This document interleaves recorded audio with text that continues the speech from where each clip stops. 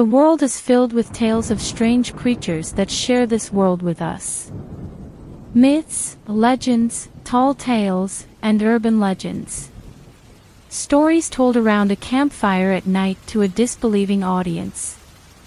Despite all the stories, most people seem to dismiss them. Occasionally something turns out to be true, like the giant squids. But in an era of cameras and phones everywhere, it seems hard to believe any of the bizarre could be out there unrecorded.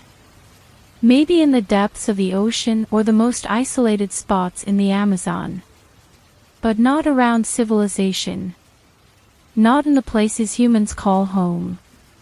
I used to believe the same. I used to be a skeptic who didn't believe in anything that didn't have a scientific article behind it. I wish that were still true.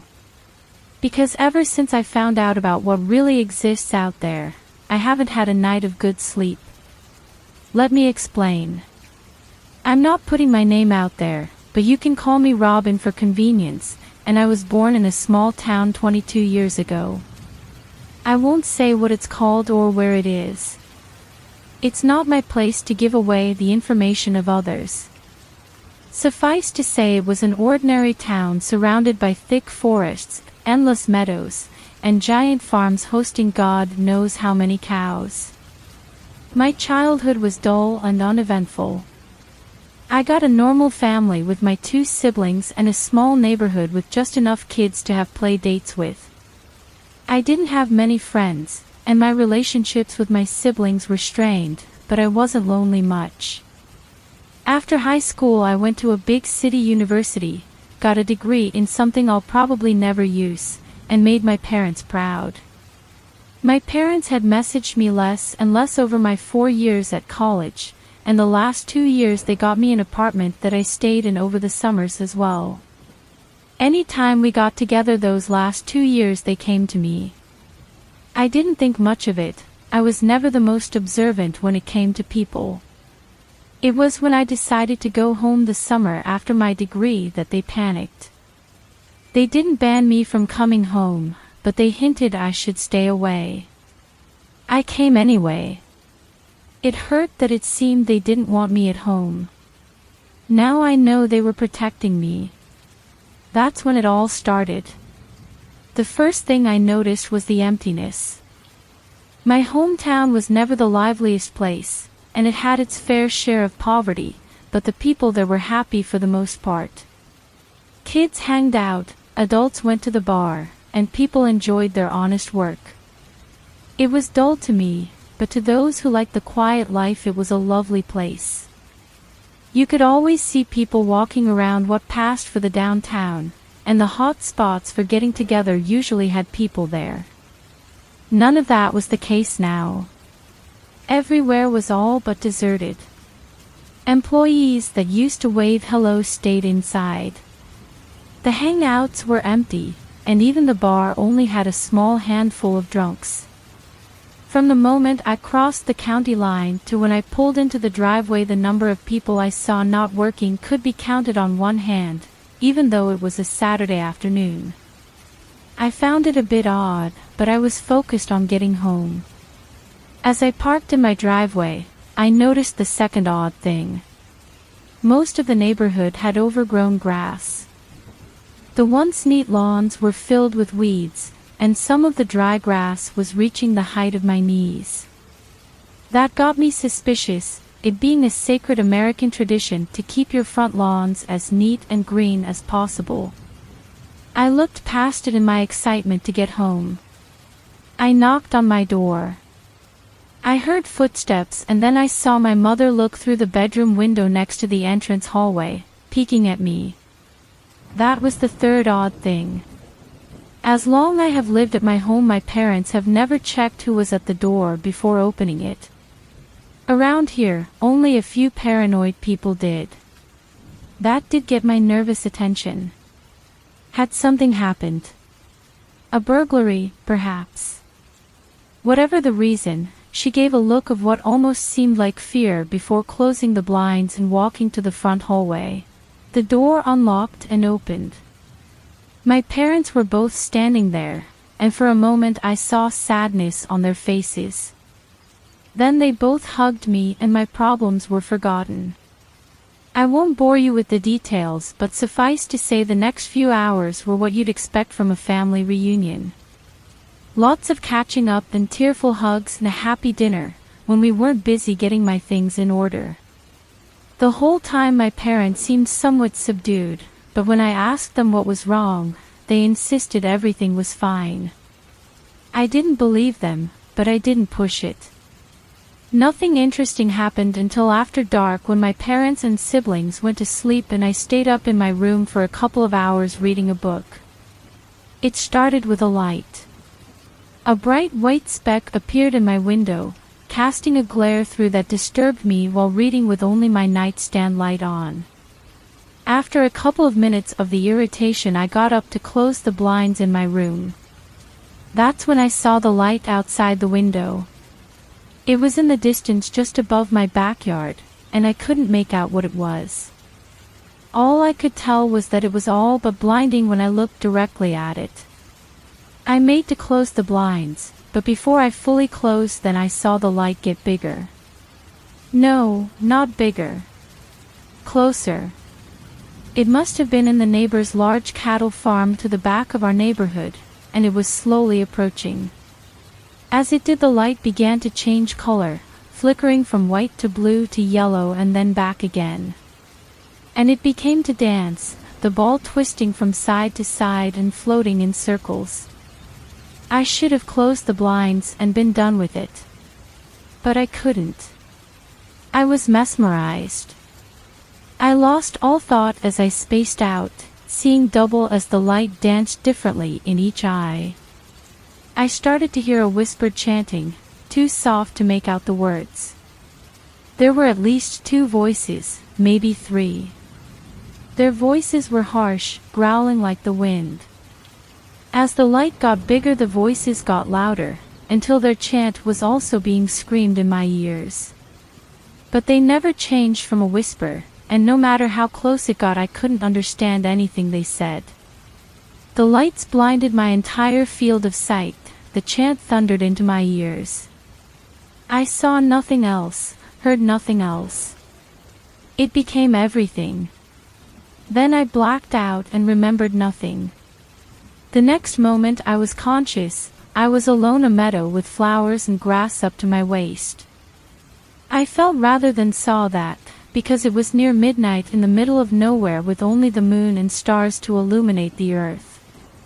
I don't know if you've ever been far from civilization at night, but if you have, you know it's all but impossible to see anything. So I had no way to see more than the nearby field and didn't hear anything except for distant crickets. And I was utterly alone, with nothing on me but my clothes. I tried to stay calm. My breath heightened and I felt dizzy, but I forced myself to focus. It wasn't too cold out and I wasn't going to freeze. And in the darkness I'd have no idea where I was going, whether I was getting closer or farther to people. If I stayed where I was until morning I could use the daylight to navigate back to someplace I knew, or at least a road I could follow. So I sat down and did my best to avoid panicking. Somewhere to the far front of me I heard rustling through the grass. I figured it was the wind, although I felt no breeze. Then I heard footsteps. Loud, slow footsteps. Each one was a few seconds apart, and as they got louder, closer, the ground began to tremble. I panicked.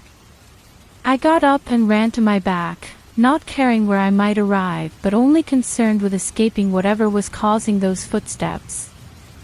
I stumbled and tripped in a few places, earning me scratches around my ankles. I didn't care. All I needed was to run. But no matter how fast I ran, the footsteps just got louder. They never stepped up their cadence, yet they shrunk the distance to me. I admit, at this point I was crying. I had only faced situations like this in my nightmares. Suddenly the field brightened, and behind me I saw a white light.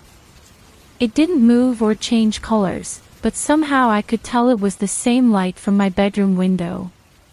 The whispers returned, this time not in tune with each other, but each shrieking. Each scream sent a white bolt of pain through my head. I turned around again and the light was a little closer. I started to yell for help. Oh God, someone help me. Not original, but it was hardly the time for originality. From behind I heard what sounded like laughter, but in a deep, inhuman voice. I looked back and the light couldn't have been more than 30 feet away. The next time I looked 25. Then 20. I wailed into the night for help. Ahead of me I heard new noises, and I saw a second light from close by. I stopped running for a second before sprinting to my left in the now neck-high grass. Almost as soon as I switched I ran right into a third light. It was a flashlight. Behind it was a man I recognized. I'll call him Jim, and he was the owner of a farm inside the county but a few miles outside town. He leaned down and offered a hand. "Run, now," he yelled. I got up and followed him. The second light was the flashlight of his wife, who had brought a large cow by a rope around the neck. She threw the rope down and together the three of us ran. I heard a loud crack not even 10 feet behind me and I looked back. I wish I hadn't. Something more than 10 feet tall was standing right behind me. In front of it was a light, attached to a long antenna hanging in front of its face. Its face was made of what looked like meat and bones mashed together. It had no eyes, no nose, no ears. It had only a massive mouth hanging open in a mocking grin. Shattered bones served as teeth, going back into the darkness at the back of its mouth. And its body was the same. Like raw meat and crunched bones all mashed together and packed tightly enough to allow for support. With one hand it grabbed the cow and lifted it up. Its head leaned forward and ripped the head right off. The cow gave a loud grunt of fear before its head was shattered, and the only sound was the flesh and bones being ripped apart. With both hands it lifted the cow up above its head and tore it in half. Blood and guts fell down onto its face, and with a serpentine tongue it licked it clean. Then it brought the cow parts in its left hand forward and began eating again. "Come on, we have to go," Jim shouted. I realized I had been standing there in shock. I stumbled forward, turning slowly away from the thing, and began running as fast as I could. After a while the footsteps started up again in the distance, but we had gained ground. Ahead I saw the porch light of what I assumed to be Jim's house. The three of us ran in before his wife slammed the door. I stopped to catch my breath and noticed all of the windows were shut in their house. Not only that, but every light was on and the TV was blaring noise. I could hear the footsteps no more. Are we safe?" I asked. "As safe as we can be now," Jim replied. "For some reason most of these things don't come in homes. They'll snatch you right up if you look outside though. How'd you get there in the middle of our field anyways?" I explained to them everything I could. They seemed unsurprised by any of it, although they did look understandingly as I described my panic. While I did this, Jim made me a cup of hot coffee, which I thanked him for. After I was done explaining, it was their turn. Dark things had begun to haunt the night a few years ago, they said. At first it was all rumors and tall tales few believed. Stories of being stranded in the dark, sleepwalking they thought, or seeing things creep along the farm to steal their cattle, coyotes or other predators they thought. Then a couple of years ago the first death occurred. Some man named Darren I had only heard of was found ripped into 5 pieces outside his home along the sidewalk.